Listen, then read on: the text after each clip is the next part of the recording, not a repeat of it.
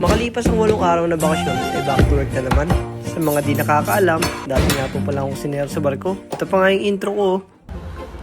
Hello, ako si Mark. Sa kusinero, sa cruise ship. Pero dati yun, nandito na kasi ako sa bansang Austria. At ayun na nga, after ng 8 days ng bakasyon ko, ay back to work na. Sobrang namiss ko talaga magtrabaho dito.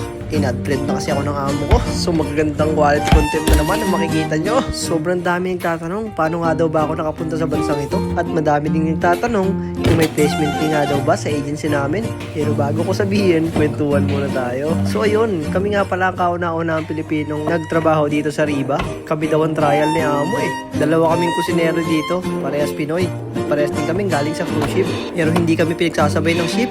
Pag pinagsabay kasi kami, sobrang lupit namin. Marami ding nangangamusta kung kamusta daw ang trabaho dito. Masasabi kong sobrang basic lang guys. Walang-wala kung saan kami galing. At ito na, ang agency ko nga pala ay Bison Management Corporation. Wala rin pala kami binayarang placement fee dito.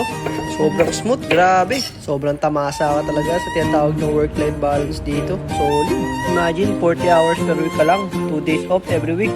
13 month, 14-month pay. At income tax return. Grabe din ang healthcare system dito. Solid.